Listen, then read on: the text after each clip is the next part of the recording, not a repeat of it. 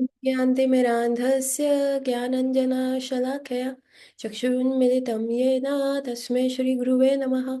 नमो विष्णुपादाय कृष्णपृष्ठाय भूतले श्रीमते भक्तिवेदान्ता स्वामीति नामिने। नमस्ते सरस्वते देवे गौरवाणी प्रचारिणि निर्विशेषा शून्यवादी पाश्चात्यदेशतारिणि। जय श्री कृष्णा चैतन्य प्रभु नित्यानंदा श्री अद्वैत गदाधरा शिवासादि गौर भक्त वृंदा। हरे कृष्ण कृष्ण कृष्ण हरे हरे हरे राम राम राम हरे हरे। वाञ्छाकल्पतरुभ्यश्च कृपा सिन्धुवैव च पतितानां पावनेभ्यो वैष्णवेभ्यो नमो नमः। तो आप सबका स्वागत है आज की कक्षा में। और आज का दिन बड़ा शुभ है। आज है मोक्षदा एकादशी। और आज ही के दिन जो है कुरुक्षेत्र के युद्ध में भगवान कृष्ण ने अर्जुन की सारी शंकाओं को दूर किया था। आज ही के दिन भगवान कृष्ण ने अर्जुन को कंप्लीट भगवत गीता बताई थी। सो आज हर इस्कॉन टेम्पल में भगवत गीता फ्रॉम वन श्लोक नंबर 1 to श्लोक नंबर 700 पढ़ी गई है। सो आप सबको भी पढ़नी चाहिए थी। So it is very nice, है ना। सो this is a very important day. Why it is called Mokshada Ekadashi? All दो वैष्णव्स जो है वो मोक्ष के लिए नहीं जाते। मोक्ष की संस्कृत में नहीं पढ़नी आती, मातृभाषा में तो पढ़ ही सकते हो। इंग्लिश में Thakur ji knows all the all the languages. And moreover ये हमें ठाकुर जी के लिए नहीं पढ़नी थी, ये हमने अपने लिए पढ़नी थी। कृष्ण ने कुरुक्षेत्र में भगवत गीता जो है सबको सुनाने के लिए नहीं करी थी, या अपने के लिए अपने को सुनाने को नहीं करी थी, या इतना पोएटिक कंपोजिशन लगाने के लिए नहीं किया था। बट ये इसलिए किया गया था ताकि everyone could get benefit out of it ना। इसीलिए ठाकुर जी ने ये किया था। सो ये जो भगवत गीता पढ़ने से क्या होता है, चित्त का शुद्धिकरण होता है। क्योंकि हम भी बहुत सारी समस्याओं में डूबे हुए हैं। इस एकादशी का नाम मोक्षदा एकादशी इसलिए है क्योंकि जनरली लोगों के लिए, जैसे हम वो कहते हैं कि धर्म अर्थ काम मोक्ष, मोक्ष जो है अल्टीमेट गोल है। लेकिन एज अ वैष्णव हमारे लिए क्या है? कृष्ण प्रेम है। पर भगवत गीता का ज्ञान वो सॉइल को क्रिएट करता है, क्योंकि पूरी भगवत गीता ने ठाकुर जी ने बताया है, see if you want to date me, if you want to come behind me, if you want to pursue me, तो what kind of a quality of person I want. ये पूरा भगवत गीता में लिखा हुआ है कि क्या आप अपने आप को डायग्नोज कीजिए कि आप में क्या क्या गलतियां हैं, एंड देन उन गलतियों को सुधारिए, और सुधारने के उपरांत जिस प्रकार का व्यक्ति ठाकुर जी को पसंद है उस प्रकार से आप कन्वर्ट हुई है, वैसे बनिए। सो ऐसा होता है ना कि जब भी लड़की पटाने हो तो हम क्या देखते हैं कि उस लड़की को किस प्रकार का व्यक्ति अच्छा लगता है ना। Even in the matrimonial sites जब मिलते हैं तो वो पूछते हैं what kind of a would be partner you are expecting, क्या क्या क्वालिटीज होनी चाहिए। तो हर व्यक्ति अपने दिमाग में वैसी वैसी क्वालिटीज रखता है कि ऐसा मेरा पार्टनर होना चाहिए, ये है। सो हम भी ठाकुर जी को परस्यू कर रहे हैं यहाँ पे। ठाकुर जी एज अ कर्म कांडी या कर्म योग में जो है, ठीक है, मोक्ष की प्राप्ति के लिए it is good.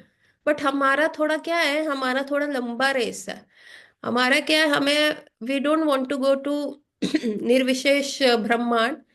We want to create a relationship with Thakur ji ना। कोई फ्रेंड बनना चाहता है ठाकुर जी का, कोई मम्मी बनना चाहता है, पापा बनना चाहता है, कोई मातृ वात्सल्य वाली गोपी बनना चाहता है, और कोई ठाकुर जी की गर्लफ्रेंड बनना चाहता है। सो अप्रोच अलग है। अभी व्यक्ति को कैसे परस्यू करना है, तो हमें ये भगवत गीता जो है हमारी वो सॉइल क्रिएट करती है ना। भगवत गीता जो है हमें वो शांत भाव में जाने के लिए प्रोत्साहित करती है। सो जो जितनी भी कलेश अग्नि हैं इधर उधर, उनको शांत करने में हेल्प करती है। सो आई टेल यू, पता है हमारा होम्योपैथी में कैसा कंसेप्ट चलता है कि हम दवाई कैसे देते हैं एज अ होम्योपैथिक डॉक्टर। हम जो है पेशेंट के कंसर्न के बारे में, पेशेंट बीमार क्या पड़ता है कि जैसे उसका कोई कंसर्न होता है या उसका कोई लाइक किसी चीज पे वो स्टक हो गया है। जैसे कि एक व्यक्ति है, सपोज करो, एग्जाम्पल दे रही हूँ, आर्बिट्री एग्जाम्पल दे रही हूँ। एक व्यक्ति है जिसको यही है, उसका कोई भी एंट्रेंस एग्जाम क्लियर नहीं हो रहा, वो आगे क्या करेगा, उसको फ्यूचर का बहुत भय है, उसको एग्जाम्स देने का भय है। अभी क्या हुआ, उसका पूरा एनर्जी जो है उसी पे फोकस हो गया है। हाय मैं कैसे करूँगा, मैं आगे कर भी पाऊंगा कि नहीं कर पाऊंगा, एग्जाम में कैसे क्लियर करूँगा। तो जो पूरा उसका एनर्जी है वो उस चीज के ऊपर फोकस हो गया है। तो क्या होता है कि बाकी चीजों के लिए तो वो एनर्जी बचा ही नहीं। जो लाइफ है वो क्या है, that is a balance, balance between everything. The Bhagavad Gita teaches us that balance ना। युक्त आहार खाओ, युक्त वो करो, ना इतना ज्यादा सो ना इतना कम सो। पूरा भगवत गीता में ठाकुर जी ने टिप्स भी दिए हुए हैं, लाइफस्टाइल टिप्स दे रखे हैं। पूरा 16-17 चैप्टर जो है आप देखेंगे भगवत गीता का, it talks about the lifestyle tips कि कैसा खाना होना चाहिए, कैसा खाना नहीं होना चाहिए, कितना हमें सोना चाहिए, कितना हमें रिक्रिएशनल एक्टिविटीज में इन्वेस्ट करना चाहिए, पूरा ये भगवत गीता में दे रखा है। सो व्यक्ति बीमार कहाँ पड़ता है, व्यक्ति बीमार जब स्टक हो जाता है किसी, अभी जैसे रुका हुआ पानी होता है ना, उसी में क्या होता है, बदबू आती है। रुके हुए पानी में ही क्या होता है, बदबू आती है। तो जीवन कैसा होना चाहिए, चलता हुआ जलधारा की तरह। कि क्या होता है, हमारे दुख का कारण क्या है, हमारे दुख का कारण है कि हम क्या करते हैं, जो हमारे साथ हुआ है, बीत गया है, उसके बारे में सोचते रहते हैं। हाय, है ना, ब्रूड करते रहते हैं, ये मेरे साथ हो गया, उसने मेरे साथ ऐसा कर दिया। ब्रूडिंग अबाउट द पास्ट, बस रोते धोते रहते हैं पास्ट के बारे में। और फ्यूचर के बारे में क्या करते हैं, लिमिट करके रहते हैं, हाय कि होगा कि नहीं होगा, कैसा होगा, कैसा जॉब मिलेगा, कैसे मैं आगे बढ़ूंगा।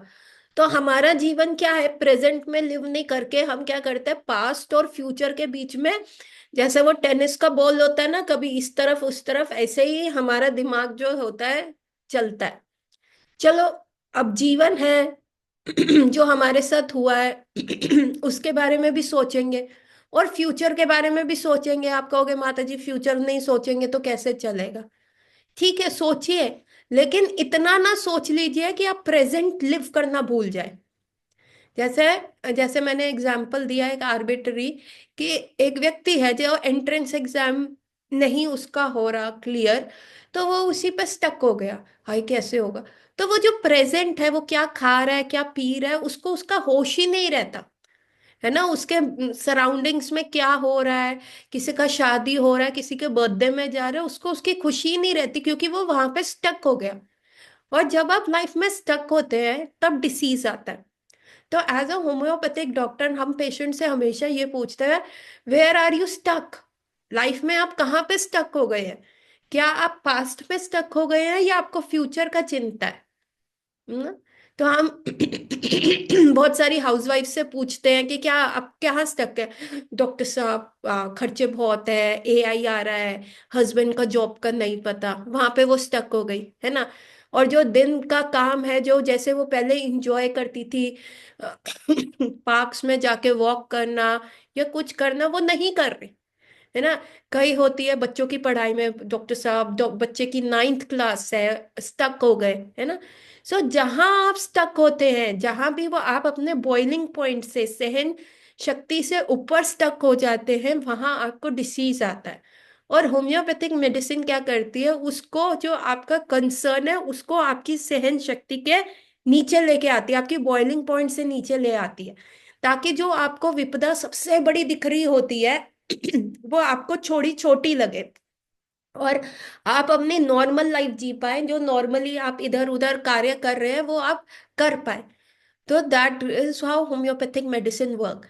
पर अब यहाँ पे लिमिटेशन क्या आ जाता है होम्योपैथिक मेडिसिन का, कि वो उस समय तो नीचे ले आएगी, लेकिन फिर क्या होगा, परिस्थिति तो नहीं चेंज हो रही, एनवायरनमेंट में तो आप वहीं रह रहे हैं। तो फिर क्या करें, फिर आप बाउंस बैक कर जाएंगे, फिर आप 4 जनों की न्यूज सुनेंगे। जैसे कोरोना में क्या था, भय बहुत ज्यादा था, लोगों में बहुत ज्यादा भय आ गया था कि ये दिक्कत है, ऐसा हो रहा है, वो हो रहा है, लोग मर रहे हैं, दहशत हो गई थी। तो हम दवाई देते थे, वो दहशत कम हो जाती थी, लोग थोड़े से नॉर्मल हो जाते थे, एनजाइटी उनकी कम हो जाती थी। पर लेकिन जैसे ही वो दोबारा से न्यूज़ सुनते थे, या उनकी फैमिली में कोई कैजुअलिटी हो जाती थी या कुछ भी होता था, तो वो क्या करते थे, बाउंस बैक कर जाते थे, वो डिसीज स्टेट में दोबारा चले जाते थे। तो जब हम आपको होम्योपैथिक दवाई एक विंडो देती है कि अभी आपका थोड़ा एंजाइटी कम हो गया, तब इट इज द टाइम कि आप अपने पे वर्क करें। आप ऐसी चीजें सुने जो आपको पॉजिटिव रखे, क्योंकि हमारी दवाई जो है अब आपको इस स्थिति पे ले आ गई है कि आप प्रेजेंट के बारे में कॉन्शियस होंगे। सो अभी तक जो मैंने कहा सबको समझ में आ रहा है, या it is getting very technical और मेडिकल? प्लीज टाइप यस और नो, जो मैं बताना चाह रही हूँ। Are we all on the same page? सारे सारे लिखिए। सो मतलब गुड। सो सो हम क्या करते हैं, पर भगवत गीता का क्या रोल है? भगवत गीता रोज पढ़ने से क्या होता है, हम उसी, हमारा इंटेलिजेंस इतना डेवलप हो जाता है। ठीक है, होम्योपैथिक दवाई आपको कम तो ले आई, लेकिन आपका ब्रेन तो उसी वे में फंक्शन कर रहा है ना। आपका ब्रेन इंटेलिजेंस तो रिएक्शन वही देगा। अभी किसी के ऊपर गर्म पानी डालेंगे तो वो अपनी मातृभाषा में ही बोलेगा ना, उई माँ, है ना। ऐसा तो नहीं है कि कोई दवाई देने से वो फ्रेंच में बोलने लग जाएगा या स्पैनिश में बोलने लग जाएगा, नहीं बोलेगा ना ऐसा।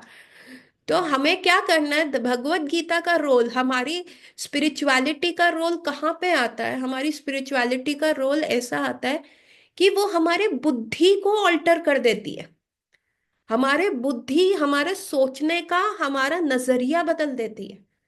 जो गिलास हम आधा खाली देख रहे होते हैं, हमें वो दिखता है कि आधा पानी से भरा है और आधा हवा से भरा हुआ दिखता है। सेंटेंस वही है, लेकिन उसको देखने का तरीका अलग हो गया ना। एक जो पेसिमिस्टिक व्यक्ति है, जो हिताश व्यक्ति है, वो पानी के भरे हुए गिलास को देख के आधे भरे हुए गिलास, हाय पानी तो आधा है, सिर्फ आधा ही मेरे लिए है। और जो बहुत पॉजिटिव व्यक्ति होगा, वो उस गिलास को देख के क्या कहेगा, अरे आधा तो पानी है, आधा तो ऑक्सीजन है, हवा से भरा हुआ है। तो गिलास वही है, पानी वही है, लेकिन जो भगवत गीता है वो आपका देखने का स्तर चेंज कर देती है। तो कभी भी आपके दिमाग में जो आपके साथ पास्ट में हुआ हुआ चीज होती है, वो जब आप सोचने लगते हैं, आप कहते हैं क्या हो गया, कोई बात नहीं, ये चीज हो गई तो क्या हो गया, कोई बात नहीं। और जो फ्यूचर का होता है, उसमें आप क्या कहते हैं, कोई बात नहीं, हम कर लेंगे, चलो फाइट करते हैं। तो भगवत गीता वही, अर्जुन का क्या हाल था? अर्जुन का बहुत बुरा हाल था। हम तो ऐसे पढ़ते हैं ना, लेकिन अर्जुन तो वो चीज एक्सपीरियंस कर रहा था।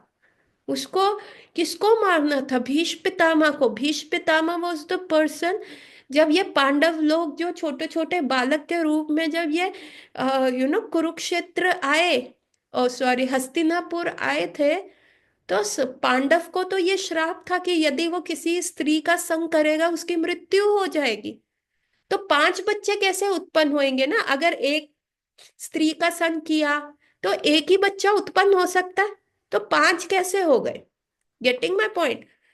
जो पांडु महाराज थे, उनको श्राप था। एक्चुअली वो एक बार हंटिंग के लिए जा रहे थे, हंटिंग करते हुए ना उन्होंने क्या किया, एक हिरन को मारा। और जैसे ही वो हिरन को मारा, तो वो हिरन जो थे वो ऋषि में कन्वर्ट हो गए। वो जो ऋषि थे ना, उनकी वाइफ उनके पास आई, उन्होंने कहा स्वामी आज ना मेरा मन कर रहा है कि हम पुत्र उत्पन्न करें, संभोग करने की इच्छा है। सो यह शास्त्र में लिखा हुआ है कि यदि स्त्री, एक गृहस्थ आश्रम में यदि स्त्री अपने पति के पास आए और बोले कि आज मैं उत्तेजित हूँ, and I want to I I am having sexual desires, और आपको मेरे फुलफिल करने हैं, तो ये पुरुष का फर्ज होता था, ये शास्त्र में, this is not I am telling you, है ना। सो स्त्रियों को वो दिया जाता था। तो उन्हीं ऋषि की जो अर्धांगिनी थी, उनके पास आया कि आज मैं बहुत उत्तेजित हूँ, प्लीज आप मेरी जो काम वासना है उसको शांत कीजिए। तो ऋषि ने कहा देखो मैं इस शरीर से क्या करता हूँ, तपस्या करता हूँ, तो मेरा मन नहीं है, पर I will let's let's convert. ठीक है, आपकी काम वासना है, मैं ह्यूमन बॉडी में नहीं सेटिस्फाई करना चाहता, लेट्स कन्वर्ट, मैं हिरन बन जाता हूँ, आपको हरिणी बना देता हूँ, एंड मैं I will satisfy you in that way. And वो कन्वर्ट हो जाते हैं और हिरन हिरनी के बीच वो जा रहे होते हैं संभोग के लिए। तभी क्या होता है, पांडु महाराज वहां से जा रहे होते हैं और वो धनुष कर देते हैं, बाण मार देते हैं। और वो बाण कैसे लगता है, पहले हरिणी को लगते लगते फिर वो ऋषि को लग जाता है, जो हिरन बने हुए ऋषि थे। पहले हरिणी को तो वो पूरा पियर्स कर देता है और फिर ऋषि के वहां पे जाके वो स्टक हो जाता है। एंड ये चिल्लाने लगते हैं, then that sadhu mahatma gives Pandu Maharaj a श्राप कि because I was in the middle of an act, I was there to satisfy my wife and you just pierced, है ना। और आपको क्षत्रिय है तो किलिंग के लिए आपको प्रैक्टिस करनी है, ना कि ये क्रीड़ा है, योर स्पोर्ट्स नहीं है ये। Hunting is not sports, Kshatriyas को हंटिंग इसलिए अलाउड था क्योंकि देखो अभी हमको कोई रिवॉल्वर दे दे या चाकू दे दे तो किसी को मारने के लिए आप मार पाएंगे, वी विल हेजिटेट, है ना। या तो हम में से कोई बहुत ज्यादा नॉनवेज खाता हो, उसने ब्लड ब्लड देखा हो, ये हो, है ना, जैसे बकरा मार देते हैं एंड ऑल दीज थिंग्स उन्होंने करी हो, then there is no hesitation. So तो क्षत्रियस को वॉर फील्ड में भेजने से पहले और जंगल और सिटी का, विलेजेस का एक संतुल करने के लिए तो क्षत्रियस को hunting was allowed, wild animals का। जैसे शेर हो गया, पागल हाथी हो गया, चीता हो गया, तो इन वाइल्ड बफलो हो गया, इन सब का अलाउड था। But that was not sporting thing. But Pandu Maharaj ने जैसे ही ये रूल ब्रेक किया एंड ऋषि से श्राप मिल गया कि if you are going to do that act, अगर आप अपनी स्त्री, अपनी वाइफ के साथ you are going to perform an sexual activity, आप आपके वही प्राण आप त्याग देंगे, आपका हार्ट स्टॉप हो जाएगा। So now Pandu didn't had any kids at that time, though he had two beautiful wives, Kunti and Madhuri. But तो कुंती को ये वरदान था दुर्वासा ऋषि से कि वो किसी भी देवी देवता का आवाहन कर सकती है एंड कैन हैव अ सन, पुत्र उत्पत्ति कर सकती है।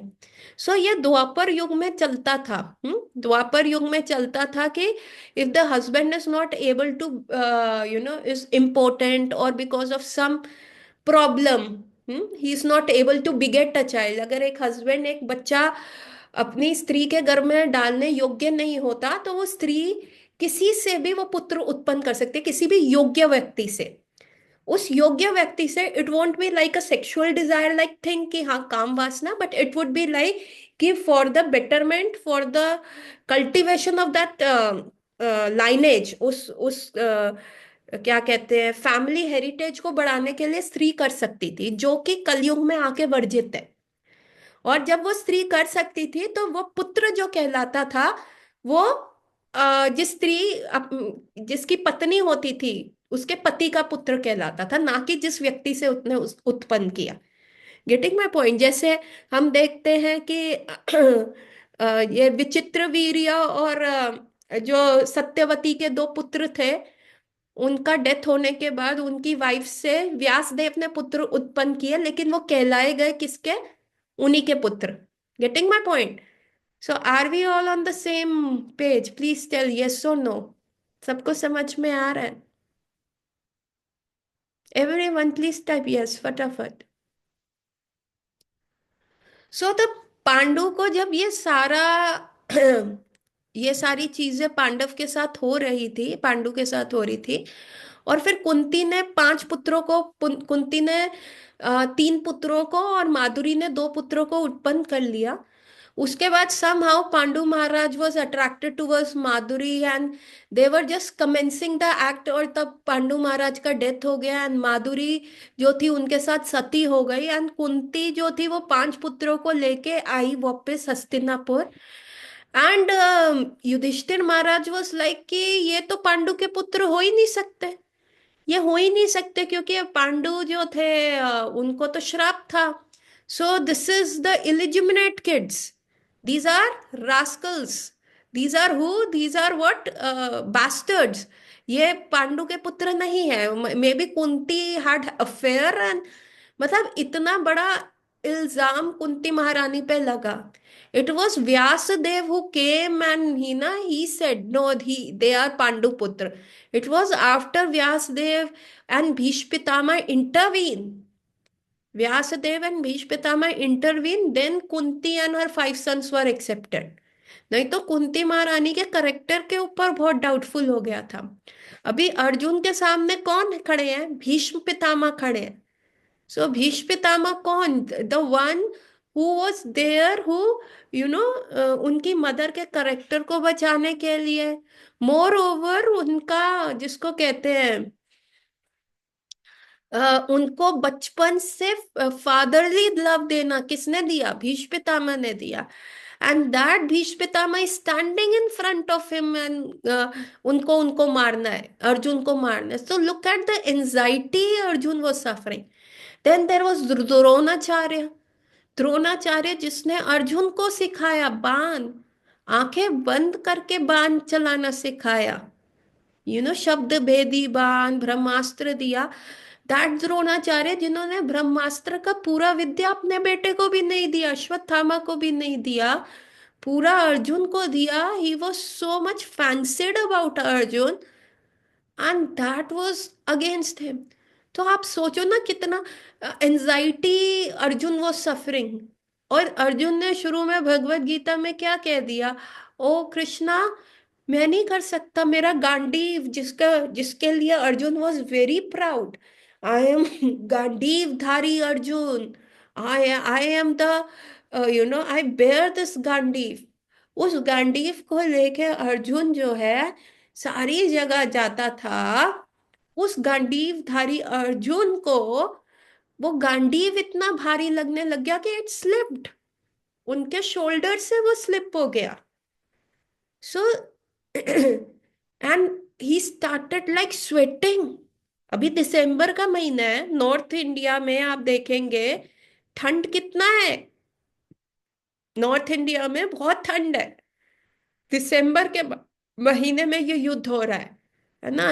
And Arjun in the battlefield पे he was sweating, sweating as if in such a big sun, है ना? तो ये हो रहा है, और उसके उपरांत अर्जुन के थूक निकल रहा है, हाँ, मुंह ड्राई हो गया है, आंखों में से अश्रुधारा आ रही है, बाल खड़े हो गए हैं, नीज जो है इतने वीक हो गए हैं कि वो उनका बॉडी वेट नहीं ले पा रहे, और अर्जुन वहां पे गिर रहा है।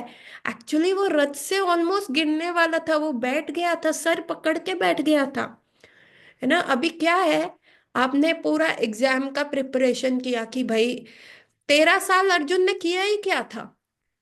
अब स्वर्ग गया अपने फॉस्टर फादर इंद्र के पास, सारा धनुष विद्या वगैरह लेके आया, शिवजी का पूजा किया, शिवजी से पशुपति अस्त्र लेके आया, है ना?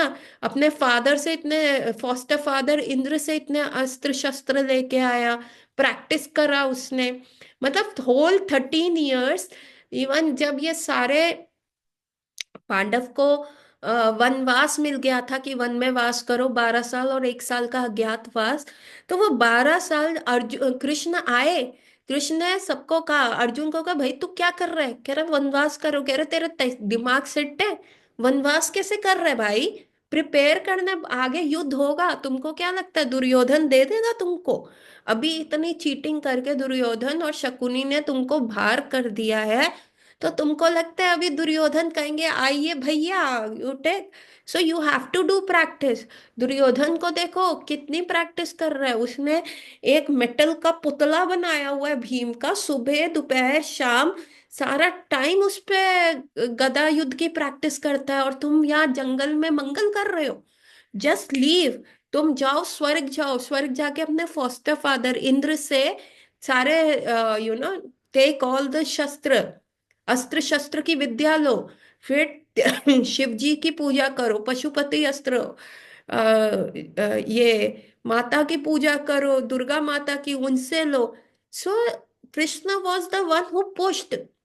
और अभी इतना सारा तैयारी करा, 2 साल साल ड्रॉप करके आप कह रहे हैं कि चलो एंट्रेंस में बैठेंगे, और एंट्रेंस में जाके आपको कोल्ड शोल्डर हो रहे हैं, एंजाइटी हो रही है, तो आपके माँ बाप क्या कहेंगे? भाई तूने 2 साल बर्बाद किए हैं एंट्रेंस एग्जाम के लिए, ड्रॉप लिया है, और कह रहे मैं पेपर नहीं दूंगा क्योंकि एंजाइटी हो रही है, घबराहट हो रही है। What is this?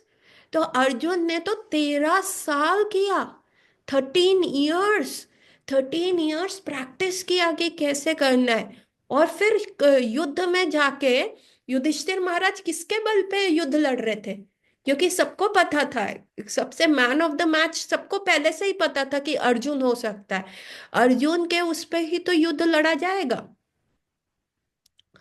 तो इतना सब होने के बाद अर्जुन कह रहे no Krishna, I can't fight ना, मेरे से हो नहीं पा रहा, हो नहीं पाएगा। और तब भगवान ने 48 मिनट्स, 48 मिनट में होल भगवत गीता बोली, द होल भगवत गीता सुनाई। And what happened? जो अर्जुन के ब्रेन में जो चल रहा था, एंजाइटी, हाय ये हो रहा है, वो हो रहा है, मैं कैसे कर पाऊंगा, मैं कर भी पाऊंगा कि नहीं कर पाऊंगा, मैं, द होल माइंड वॉश हो गया, पूरा ब्रेन, है ना। जैसे प्रभुपाद के टाइम पे ना, अमेरिकन्स ने प्रभुपाद और इस्कॉन के ऊपर ये डाल दिया था कि इस्कॉन वाले ब्रेन वॉश करते हैं। तो प्रभुपाद पता क्या कहते थे? प्रभुपाद कहते थे ब्रेन होना भी तो चाहिए कि हम उसको वॉश करें, ब्रेन ही नहीं है। तो हम भी क्या करते हैं, जब भी हम किसी परिस्थिति में पहुंचते हैं, तो हम क्या करते हैं? क्या हम अपने दिमाग का इस्तेमाल करते हैं? नहीं। या तो हम चिल्ला रहे होते हैं, या तो हम रो रहे होते हैं, या तो हम गुस्सा कर रहे होते हैं, या तो हमें घबराहट हो रही होती है। जो व्यक्ति सियाना हो, जो व्यक्ति समझदार हो, उसको क्या ये सिम्टम्स आएंगे? वो तो सोचेगा कि अब इस परिस्थिति से कैसे निकले। तो अर्जुन के लिए जो कुरुक्षेत्र था, वही कुरुक्षेत्र हमारे लिए ही है। हम लड़ रहे हैं अपने अपने अपने आप से, लड़ रहे हैं अपनी एंजाइटी से, लड़ रहे हैं इतने ज्यादा प्रलोभन है उससे, लड़ रहे हैं इतनी एडिक्शंस हैं उससे, लड़ रहे हैं। और हम कैसे सरवाइव कर रहे हैं पता नहीं, इसीलिए हम बीमार होते जा रहे हैं, है ना।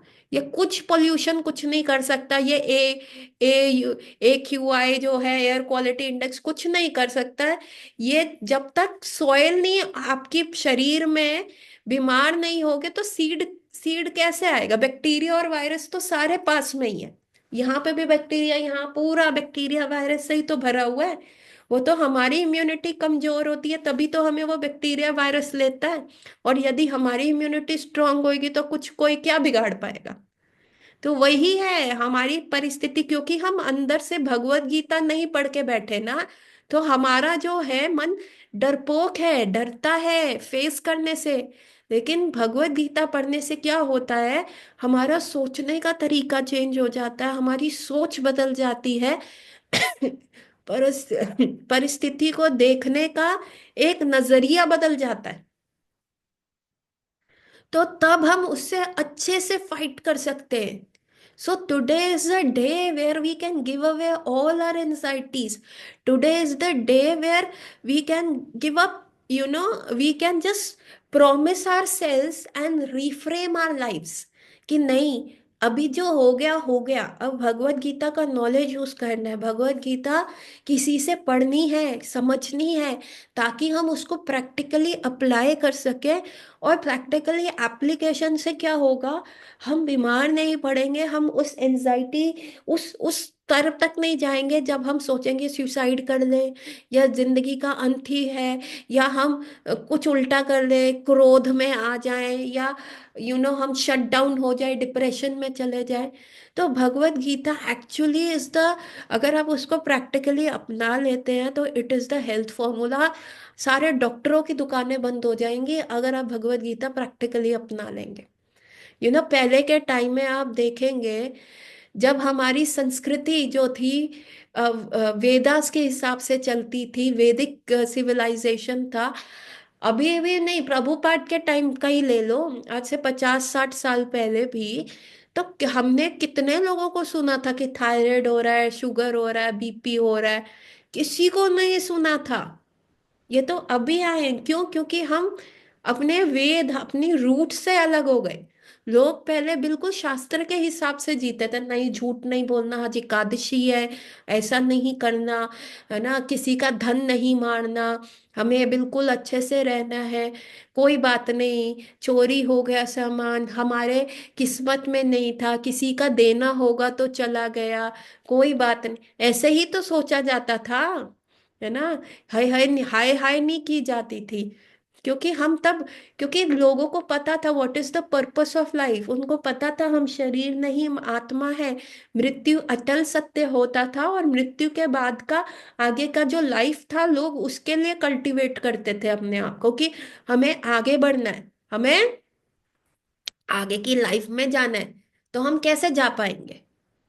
तो this is how the people use to cultivate themself. Getting my point everyone? So this Bhagavad Gita जो है, इट इज द फॉर्मूला जो हमारी इंटेलिजेंस को इतना शार्प करता है कि हम परिस्थिति से डरते नहीं है, भागते नहीं है, हाय हाय नहीं करते, पर परिस्थिति को हेड ऑन फेस करते हैं। और जब हम ऐसी परिस्थिति को फेस करते हैं तो हम अर्जुन की तरह विजय बनते हैं। यदि आप अपने रथ पे, आपके पार्थ सारथी कृष्ण बन जाए, तो कौन माई का लाल आपको हरा सकता है? कोई नहीं हरा सकता। जब संजय ने पूरी भगवत गीता धृतराष्ट्र को सुनाई, आखिरी श्लोक में संजय ने कहा, क्या कहा? जहां अ, कृष्ण जैसे सारथी हैं और जैसे धनुर्धर जैसे अर्जुन है, तो ये बैटल तो वन साइडेड ही है। विक्ट्री इन्हीं की है। लास्ट श्लोक में संजय ने ये कहा धृतराष्ट्र को। अभी वो, अगर हम भी अपने रेंस जो है कृष्ण को दे दे, और हम धनुधर कैसे बनेंगे? अर्जुन की तरह कैसे बनेंगे धनुधर? हम अर्जुन की तरह धनुधर तब बनेंगे जब हमारी इंटेलिजेंस शार्प होएगी। क्योंकि हमारी हालत भी अर्जुन की तरह है। हम कितने भी अच्छे डॉक्टर क्यों ना हो जाए, कितना भी अच्छा स्किल सेट क्यों ना हो जाए, कितने भी अच्छे हमने पेशेंट्स क्यों ना, या सीए हो जाए, या एजुकेशन, या कोडिंग एक्सपर्ट, कुछ भी हो जाए, लेकिन जब भी परिस्थिति आती है तो हम उस परिस्थिति को किस प्रकार से फेस करते हैं, वो हमें, देखिए, लाइफ में ना दो चीजें हैं, एक है करेला और एक है गन्ना। जो अंदर है, हम बाहर से तो कितना अच्छा दिखा ले कि हम डिवोटी हैं, है ना, अच्छी सी साड़ी पहन ले, नथवत पहन ले, फ्लावर्स लगा ले, तिलक लगा ले, 12 बॉडी को बिल्कुल ऐसा वैष्णव की तरह, या धोती कुर्ता पहन के एकदम बाल मुंडवा के शिखा रख के भी can dress up as the Vaishnava. लेकिन जब लाइफ की परिस्थिति आती है, जो आपका रिएक्शन होता है, वही तो आप एक्चुअल में होते हो। Getting my point? अगर गन्ने की मशीन में डाला जाए, जूस निकालने वाली, तो वो गन्ना क्या होगा? गन्ने का रस क्या होगा? मीठा होगा।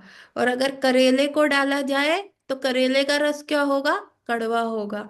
तो हम चाहे दिखाने के लिए करेले के ऊपर येलो कलर कर दे गन्ने की तरह, लेकिन जब परिस्थिति आती है, जब हमारी विपरीत परिस्थिति आती है और हमें चर्न करती है, और जब वो उसका जूस निकलता है, वो कड़वा है।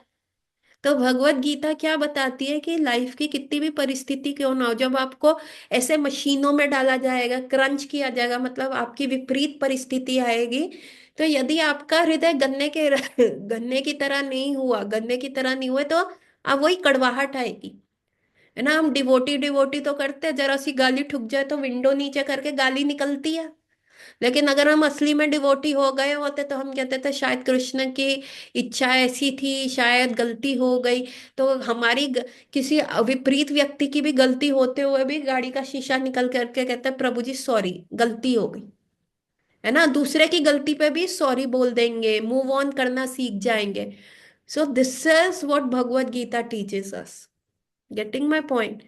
सो this is Mokshada Ekadashi.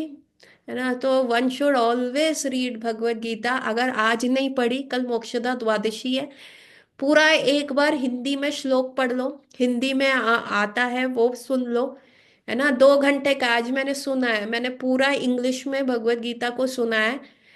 From morning, I was doing like from cooking, then driving, then afternoon break, और फिर ड्राइविंग। तो सारा मैंने 2 2 hours 37 minutes का पूरा इंग्लिश में भगवत गीता था, पूरा इंग्लिश का सिर्फ ट्रांसलेशन पढ़ा है। हम्म। और उसको इम्बाइब करा कि ओ Thakur ji please, all these qualities मेरे में भी आए, मे माई लाइफ बिकम सक्सेसफुल, और मैं भी इसको इम्बाइब कर सकूं। तो कल मोक्षदा एकादशी का द्वादशी है, हैविंग द सेम इफेक्ट। तो प्लीज कल आप पूरा भगवत गीता एक बार पढ़ लीजिएगा। सो टुडे का क्लास समझ में आया, या कोई किसी का कोई प्रश्न है? प्लीज